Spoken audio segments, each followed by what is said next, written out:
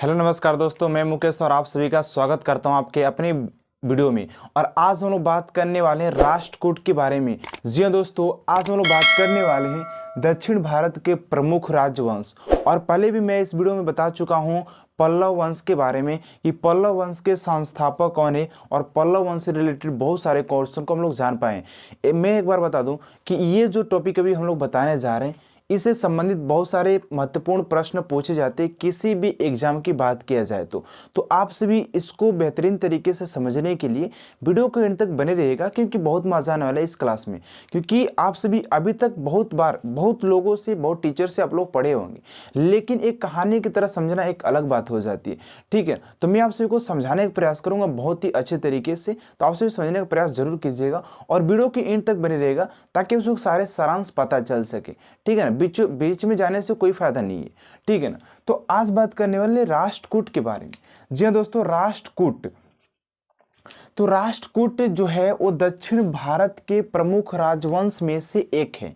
पहले हम लोगों ने पल्लव वंश के बारे में पढ़ लिया था, अब पढ़ेंगे राष्ट्रकूट।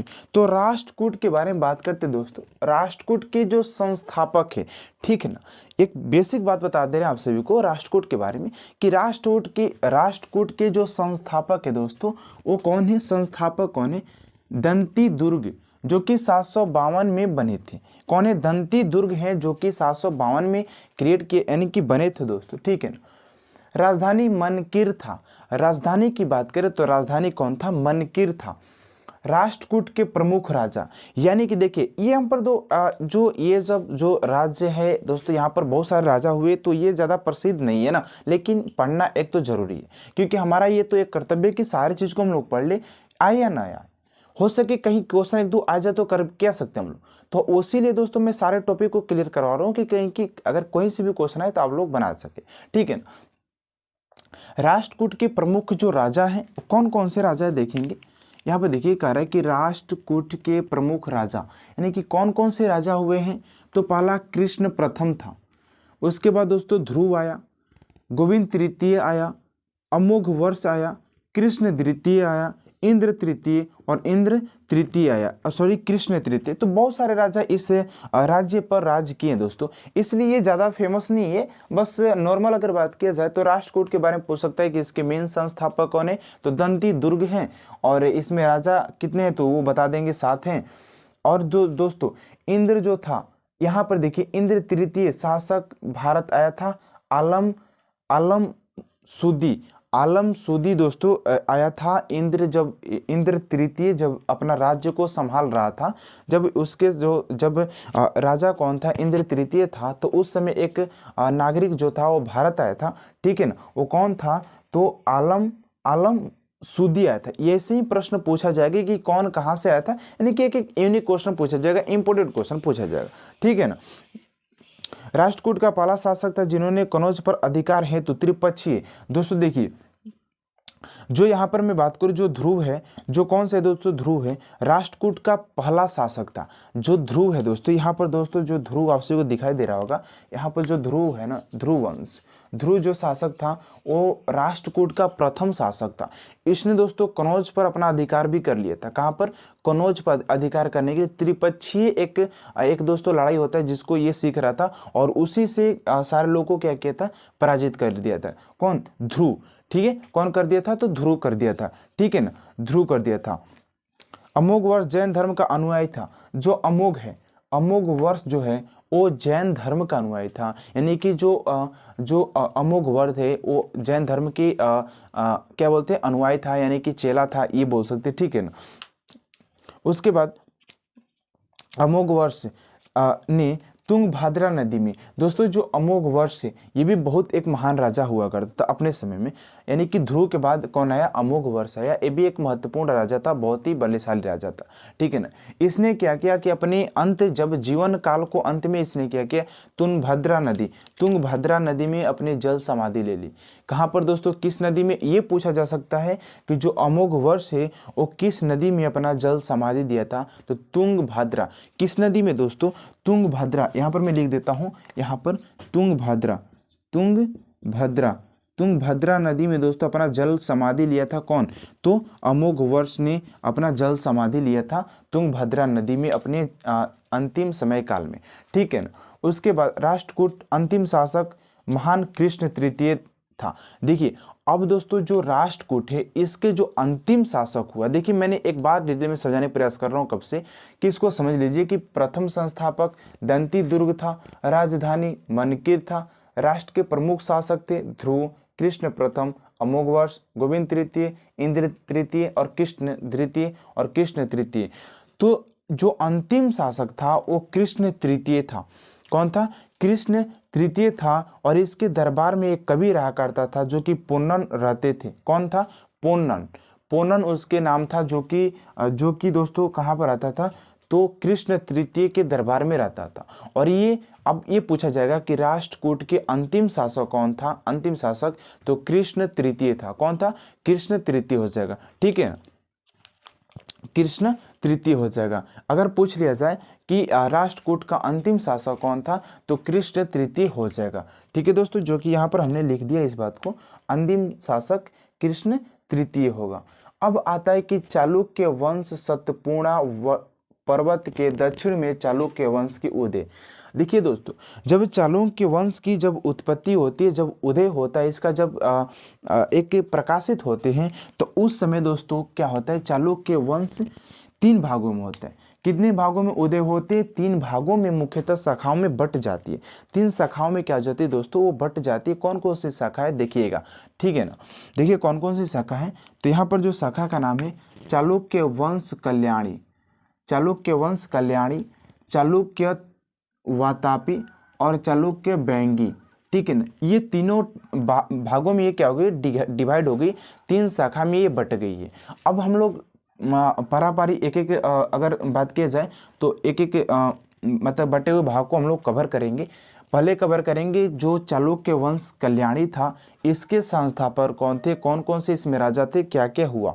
उसके बाद देखेंगे चालुक्य वातापी के बारे में और उसके बाद चालुक्य वैंगी के बारे में। ठीक है ना, एक एक पॉइंट का ध्यान दीजिएगा। देखिए ये थोड़ा फेमस नहीं है, इसलिए इसमें थोड़ा सा बोरिंग टाइप को लग रहा होगा, क्योंकि इसमें इधर से उधर है और ये ज़्यादा वो हाईलाइट भी नहीं है, इससे ज़्यादा क्वेश्चन भी नहीं आता है, लेकिन आते हैं 1-2 क्वेश्चन पूछ ले जाएंगे। ठीक है ना, ठीक। तो सारे चैप्टर पर हम लोग ध्यान देना अति आवश्यक है। चालुक्य वंश कल्याणी के जो संस्थापक था वो तैलप द्वितीय था। कौन था दोस्तों? तैलप द्वितीय। एक एक पॉइंट बस याद कर लो, इसमें कोई खास बात याद करना नहीं है, बस एक एक पॉइंट याद कर लेंगे तो बहुत ज़्यादा काफी हो जाए। ठीक है ना, तो जो चालुक्य वंश के जो कल्याणी था, इसके जो संस्थापक था वो तैलप द्वितीय था। कौन था? तैलप द्वितीय था, इस वंश का प्रमुख शासक। अब देखो भैया, इतना प्रमुख शासक किसके बारे में याद करेंगे यार? अब इतना शासक होते हैं क्या? अकबर के देखो, बाबर के देखो, तो वो लोग एक एक थे, हुमायूं था, मतलब कुछ भी था। लेकिन यहाँ पर देखो इतना शासक है। ये तैलप प्रथम था, तैलप द्वितीय, तैलप तृतीय आया, विक्रमादित्य आया, जय सिंह आया, सोमेश्वर प्रथम और द्वितीय दोनों आ गए यहाँ पर, विक्रमादित्य 6 आ गया और सोमेश्वर 3 आ गया। अब किसके बारे में पढ़ेंगे? इतना राजा होता है क्या यार? हाँ, इतना राजा होता है क्या? हाँ, तो नहीं, तो ये उतना इंपोर्टेंट नहीं है। पूछ लिया जाएगा कि चालुक्य वंश का कल्याणी के संस्थापक कौन है, तो तैलप द्वितीय था। और इस वंश के अंतिम जो शासक था और सबसे प्रतापी जो शासक था वो विक्रमादित्य 6 था। विक्रमादित्य इसका सबसे प्रतापी और सबसे अंतिम राजा माना जाता है। कौन? तो यहाँ पर है विक्रमादित्य 6 सबसे प्रतापी और सबसे अंतिम शासक था। किसका? तो जो अभी जो पढ़े थे कल्याणी वाला का। ठीक, कल्याणी का। ठीक है ना, कल्याणी का। उसके बाद बात करते हैं कल्याणी को। तो सोमेश्वर प्रथम ने मन्नेरखेट में राजधानी हटा करके कल्याणी कर्नाटक को बनाया। इस वंश का सबसे प्रतापी शासक विक्रमादित्य 6 था। ठीक है ना, विज्ञानेश्वर विक्रमादित्य के दरबार में रहता था। विज्ञानेश्वर कुछ करके ऐसे लोग थे जो वो केस में रहते थे, तो विक्रमादित्य के दरबार में 6 के दरबार में रहते थे। ठीक है ना, अब बात करते हैं चालुक्य वातापी के बारे में। चालुक्य वातापी के बारे में बात करते तो इस वंश के जो संस्थापक था वो जयदेव थे। कौन थे? जयदेव। कौन थे? जयदेव। ठीक है ना, संस्थापक कौन थे? तो दोस्तों जयदेव थे। ठीक है ना, जयदेव संस्थापक हो जाएंगे। प्रतापी सबसे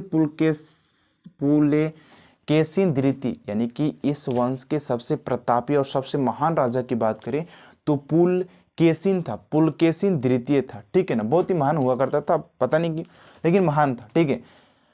अब भैया इसने क्या किया, पुलकेशिन द्वितीय ने क्या किया, नर्मदा नदी को पार करके अब भैया इसने क्या किया कि अपना राज्य को थोड़ा बढ़ाने की कोशिश किया। ऑब्वियस बात है, बढ़ाने की कोशिश करेंगे ही करेंगे, क्योंकि बहुत ही महान और बहुत ही प्रतापी राजा था। इसने कुछ एक आइडिया लगाया कि क्यों नहीं नर्मदा नदी को पार करके जो हर्षवर्धन वंश है, पल्लव वंश जो था, हर्षवर्धन जो वंश था, हर्षवर्धन को इसने क्या किया, पराजित कर दिया। किसने, पुलकेशिन द्वितीय ने हर्षवर्धन को क्या कर दिया दोस्तों, पराजित कर दिया, ठीक है ना। क्या कर दिया इसने, दक्षिण भारत पल्लव में कनौज के शासक, दोस्तों इसने पुलकेशिन द्वितीय ने कनौज के शासक, ये जो था हर्षवर्धन कनौज के शासक था, और कनौज के शासक को क्या कर दिया इसने, हर्षवर्धन, वही हर्षवर्धन है जिसने अपनी बहन के पति के हत्या कर दिया था, वो जो गिरिवर्मन था उसको इसने मारा था अपने दीदी के बदला लेने के लिए, अपने भाई के बदला लेने के लिए हर्षवर्धन ने उसको पराजित किया था। हमने अभी पिछले वीडियो में बताया है इस बारे में कि इसने कैसे, हर्षवर्धन भी जो था वो बहुत ही महान राजा हुआ करता था, अपने समय की बात करते हो, ठीक है ना। तो जो पुलकेशिन द्वितीय था भैया, अब किया कि अपने राज्य को बढ़ाने के लिए कनौज पर आक्रमण किया, और कनौज के उस समय जो राजा था वो हर्षवर्धन था, लेकिन ये भैया थोड़ा बूढ़ा हो गया था, कमजोर हो गया था, इसलिए हार गया हर्षवर्धन। क्या हुआ गया दोस्तों, हार इसकी होगी, इसकी पराजय होगी, ठीक है ना। इसकी भैया क्या होगी, इसकी पराजय होगी। अब ये तो पुलकेशिन द्वितीय ने आपको सोचा कि अब हम ही है, ठीक है ना। अब इसने क्या किया, पल्लव वंश पर भी क्या किया, आक्रमण कर दिया, पल्लव वंश पर भी क्या कर दिया, आक्रमण कर दिया, उसको भी इसने पराजित कर दिया, और वहां की राजधानी कांची को अपना राज्य में शामिल करके कांची कोड़ की उपाधि धारण कर ली।